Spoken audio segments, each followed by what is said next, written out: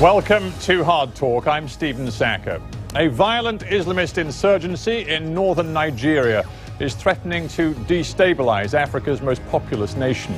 In recent months, the body count has spiked alarmingly, and now the president has imposed a state of emergency in 3 of Nigeria's most troubled states. My guest today is Ibrahim Shema, governor of the northern state of Katsina.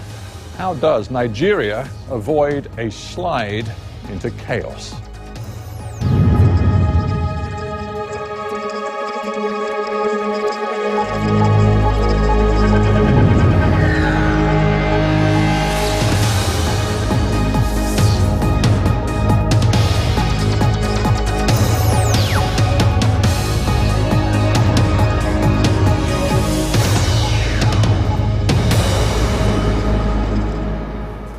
Ibrahim Shema, welcome to Hard Talk.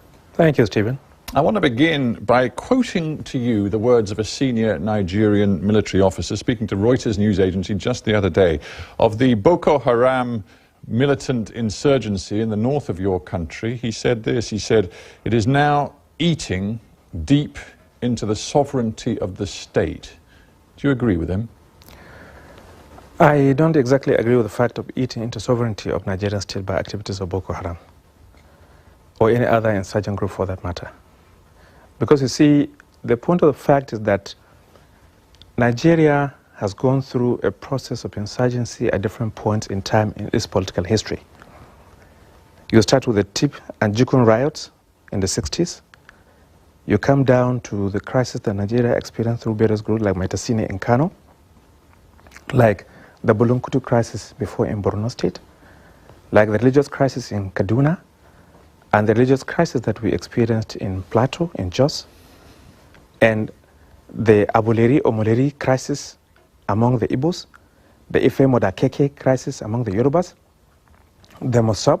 Well, it's a long list of crises, exactly. But just because you've been through tough times before doesn't mean that you are not heading into very tough times now. And the point he's making is that in Borno State, for example, it seems that perhaps a majority of the regions within that state are now in the hands of, under the control of, these militant jihadi elements. I read the report recently because I was on my way here to London to come and have this discussion with you on Hard Talk.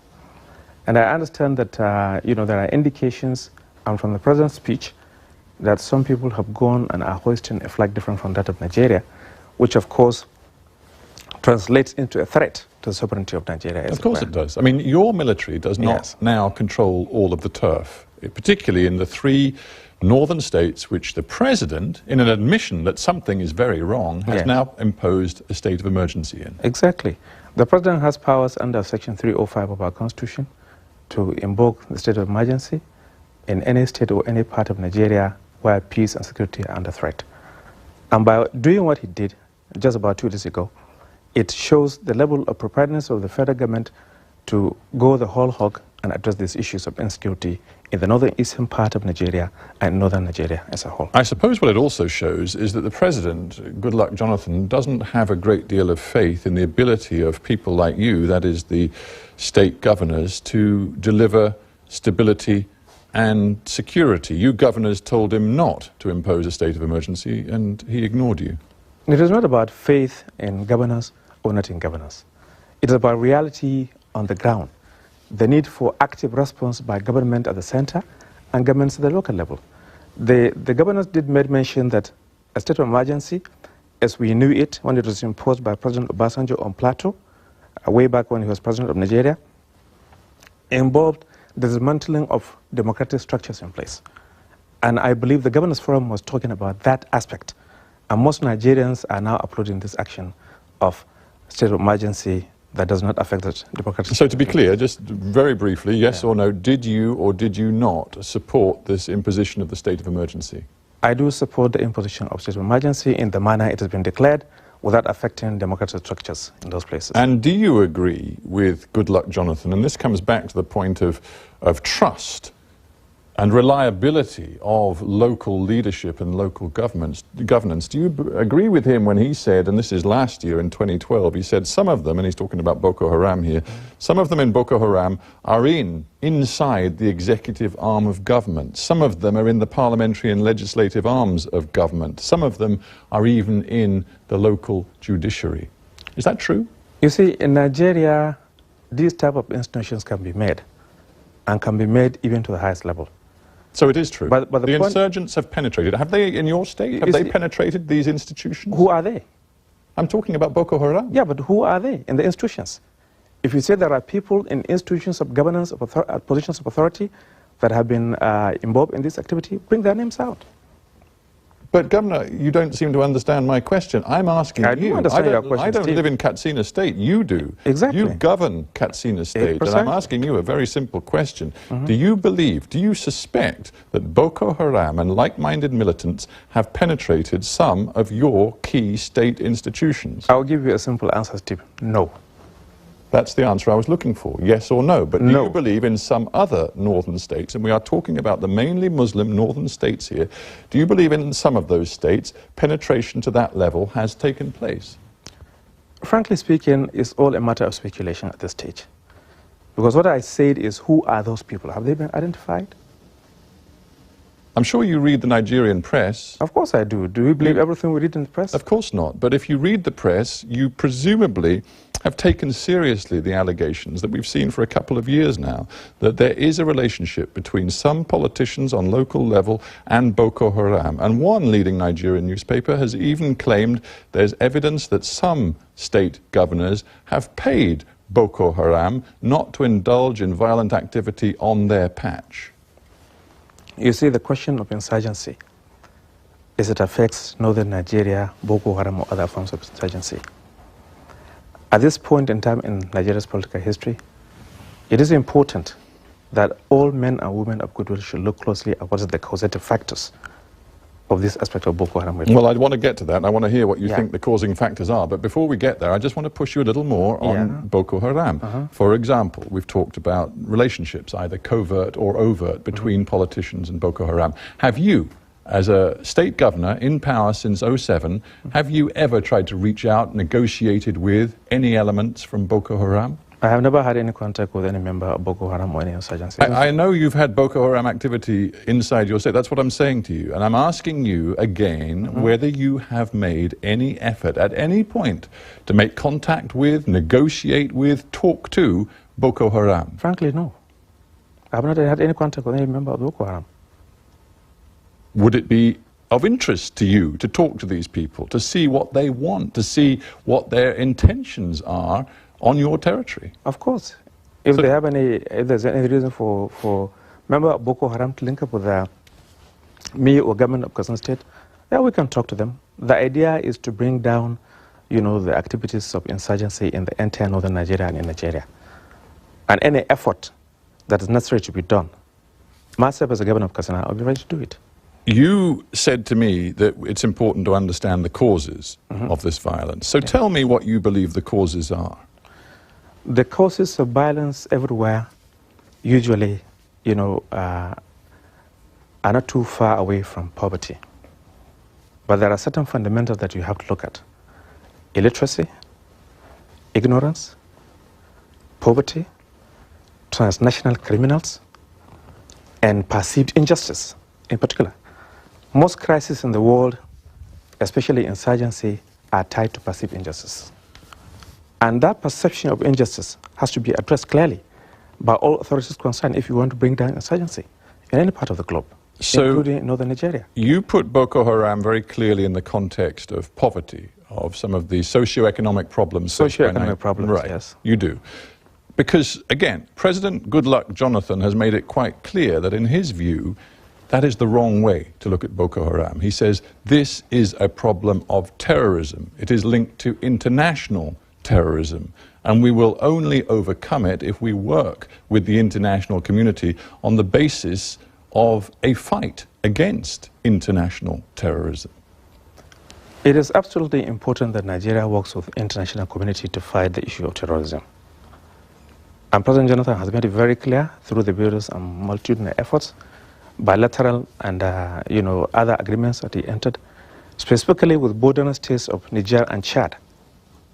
They have been engaged in an agreement to work together and fight terrorism. And I understand the United States, the UK, Israel, Chad, and Niger are lending support to Nigeria to fight this problem in Nigeria. But I come back to the mindset that you bring to this. If you see this fundamentally as an expression of socio-economic pain inside your country, I'm just wondering whether that view would be shared by Christian Nigerians, for example, secular Nigerians, Nigerians who listen to the words of Boko Haram and see and hear in their actions and their words a group committed to the creation of an Islamic caliphate, a group committed to imposing their extreme form of religious society upon all Nigerians, whatever their religious and cultural background. Do you think they would, like you, see this as an expression of socio-economic pain? Socio-economic pain has no religious border, Stephen. It affects Christians and Muslims in Nigeria. It's not a matter of helping people who are in the north that are only getting beaten by poverty. Many people suffer economic and social pain. Very few take up guns and bombs and demand the creation of an Islamic caliphate. There you go, perception of injustice. When the Niger Delta perceived there was injustice, there was bombings of pipelines and the disruption of the production of petroleum to Nigeria by 50% in 2008. Production went down and crude prices in the international market went up. So perception of injustice is what creates problems around societies. And if there are people who perceive that there is poverty, there is need for appreciation of the problem society is involved in, then of course there's need for authorities to look into it and do whatever they can and whatever it takes to address these concerns of society. After all, government exists for the happiness of the governed. So all of us in position of authority have responsibility to make sure that we look closely at the problems that are emanating in our society and address them fairly and squarely and justly so that we address the concerns of our people in Nigeria. So when the Nigerian government in the last few days and weeks has made it plain that it is interested in an amnesty for members of Boko Haram, to draw them in, even there's some suggestion that they might be paid money to hand over their weapons. Mm-hmm. You think that's a good idea, do you? Amnesty in itself is a period of time when laws are suspended to allow people to admit to crimes or surrender their arms with the promise that they will not be prosecuted after that is being done. Yeah, I know what an amnesty is. That is the first leg. No, that's the first leg of amnesty. So I believe it's a good idea to get, the people who are involved in this to agree not only to accept their crimes, but to surrender arms and work with the authorities so that we address the concern that probably emanated from all this. Does it concern you that a leading figure in the Christian community in your country, the president of the Anglican Youth Fellowship, Isaac Harrison, he said an amnesty would be tantamount to legalizing terrorism? You see, it depends on what angle you look at it. When you bring... Well, he's looking at it from the angle of a community that has seen many of its members murdered by Boko Haram. Members of which community? Of the Christian community. Muslims have not been murdered by Boko Haram? Of course they have, but as you know, just like I know, churches have been targeted by Boko Haram over the last 2, 3, 4 years. Mosques have been targeted by Boko Haram. Markets have been targeted by Boko Haram. But I'm not denying that. I'm just saying, I'm trying to get you to understand the mindset of a Christian Nigerian, I understand, when they consider the merits of an amnesty. But yet, there are other Christian leaders in Nigeria, like Reverend Matthew Hassan Kuka, and other Christian leaders in Nigeria that accepted that the amnesty position is correct. In Nigeria, Steve, you have to appreciate one fact. There is huge politicization of religion and ethnicity. Sometimes the facts may not come exactly as they ought to, but the truth remains that there is politicization, oftentimes, of basic fundamental problems affecting society, where all hands must be on deck. Christians and Muslims in Nigeria are used to living in peace and harmony together. So if there's anything affecting the Muslim community, their Christian counterparts should be concerned. Yes, I mean, if there's anything affecting the Christian community, Muslim community should be concerned. You portray this harmony, you say, that has existed, but of course you did tell me at the beginning of this interview that Nigeria has lurched from crisis to crisis to crisis. Some of them have been ethnic, some have been religious, some have been political, geographical and regional. Some economic. some criminal. That's right. And so let's think about in a sense, the regional, the geographical divide that is part of the mix of problems in Nigeria. Right now, there is a debate about whether the current president, Goodluck Jonathan, should run again in 2015. Some argue that with the principle of a rotating presidency, with the North enjoying perhaps up to 8 years in power, and then a sudden leader taking over for up to 8 years in power, that Goodluck Jonathan should not run again in 2015. What is your view? There are those who say he should run. There are those who say he shouldn't run. No, I know that, and I'm asking you what your view is. My view is up to the president to run or not to run. So it's entirely... So you're saying that there isn't a constitutional... Stephen, I will not sit here with you and say somebody will run or not run for office in Nigeria. But the point is your party, the PDP... Of course, yeah. ...has this notion, which it has stuck to for some time, that after a southerner has had 2 terms, then a northerner should be the next to enjoy the presidency. And some argue that because already Goodluck Jonathan has had half of a term after the end of the presidency of Mr. Yar'Adua, and also then his own term, he shouldn't go for a rerun of his another attempt to win the presidency in 2015. No, then we wait until the president says he's running or he's not running, and our party will come to sit together and work out the details of how it's going to happen. But this is another fault line in Nigerian politics. You are a senior figure in this ruling PDP party. Yes. And therefore people will look to you for a view. You are, as it happens, a Muslim figure inside your party. Absolutely. And you are a northerner. And if Goodluck Jonathan were not to run in 2015, I dare say there are people who might think you would want to put your hat into the ring. When we get there, Steve, here in the UK, declarations are made for running for an office 6 months to the end of tenure. In the United States of America, Barack Obama declared 18 months to his election.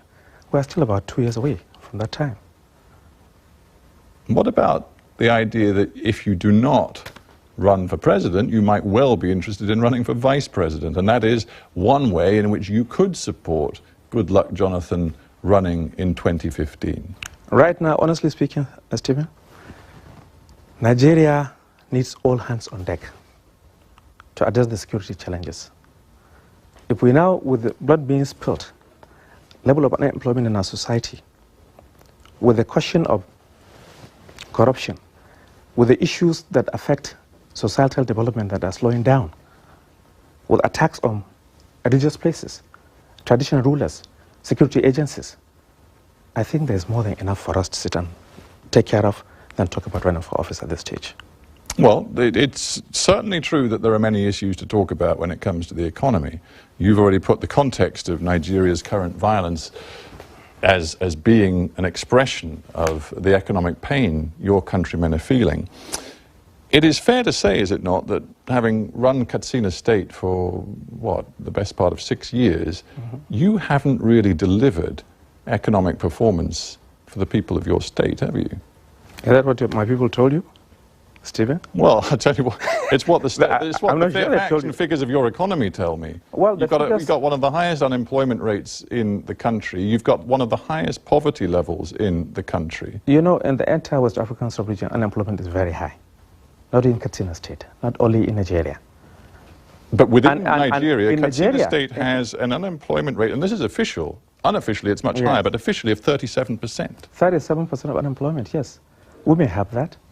But the fact remains that government, even here in Britain, cannot afford to hire everybody. You create an enabling environment. And we're doing that in Katsina. We provide interest-free loan facilities to those who want to go into trading, into agriculture. We are training our youth on crafts and development, how to know how to maintain and repair broken down computers, how to repair GSM handsets. So we are training people in agricultural skills. Governments don't provide jobs all over the world for everybody. You don't do that in Britain. No, but politicians make promises like you did in 2007 and again in 2011 to deliver an improving economy. As it happens, the official poverty rate, and this is a Nigerian government figure, in your state is 74.5%. When was this rating conducted? That is the most recent survey of all 36 states. It's from January 2013. No, I think you'll find it is. The Bureau for Statistics have carried 3 adverts on national dailies. Someone, for political reason, went on pages of newspaper and claimed poverty rating in northern states, including Katsina. But the Bureau came and denied it and said the last time they conducted a survey on this was 4 years ago.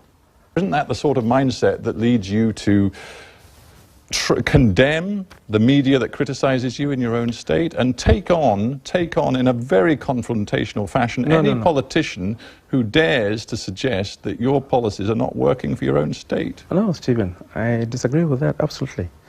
Because in Katsina, we try to work with democratic structures. My training and my background is that of a lawyer. And therefore, my first outing is to respect rule of law. It is interesting your background is in the law. Is that why one of your chief critics in Katsina is now facing charges of defamation?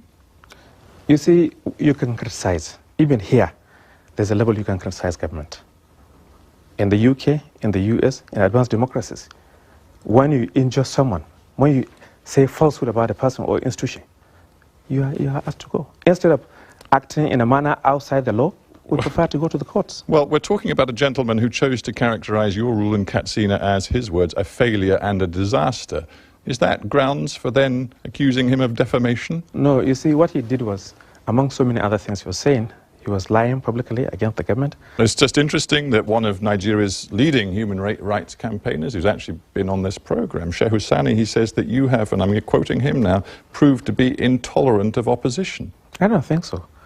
Opposition in Katsina State have, as long as you work within the framework of democracy and the rule of law, we don't have any problem with that. I want to end by quoting you something that was written the other day by a fellow governor of yours, Kasim Shettima of Borno State. In one of the Nigerian newspapers, he said this. He said, the only thing agitating our minds in the political elite right now is how we can perpetuate ourselves in power. He said how much we can steal, how many mansions that we can buy in Florida or Dubai or London. And he said, this is what agitates the minds of the elite in my country. Is that what drives you? Yes, I think a lot of elites are guilty of this in Nigeria and all over most of Africa. But are you? In Nigeria, no, I'm not. I'm not driven by passion for ownership of mansions in London or in Paris or anywhere else. I'm in this for service to the people of Katsina State. And Steve, you can ask anybody to go visit Katsina and see the efforts that administration has made beyond the pages of newspaper reportage. I'm not one of those governors who go on pages of newspaper daily and tell stories about what I'm doing. My responsibility is to serve my people to the best of my ability. And working in Katsina in the last 6 years, I believe our administration has done credibly well to deliver services and dividends of democracy to our people. All right. The question of hanging in there, hanging in office, or the agitation, Shettima may be right in some aspects. But I'm not one of those who want to hang into office, political office, for my own personal reason. I was asked to remain behind during the late Erado's time as governor of Katsina State, to act as secretary of the government or go back as attorney general. I deliberately declined to do that. I was involved in international corporate innovation law practice for a very long time before I went to join politics. And therefore, it's absolutely important for Nigerian leadership at all levels to change from this status of what Shettima has described to move into the area of appreciating what democracy is, a government to serve people. We have to end there, but I thank you, Ibrahim Shema, very much for being on Hard Talk. Thank you very much indeed. Thank you. I appreciate it. Thank you.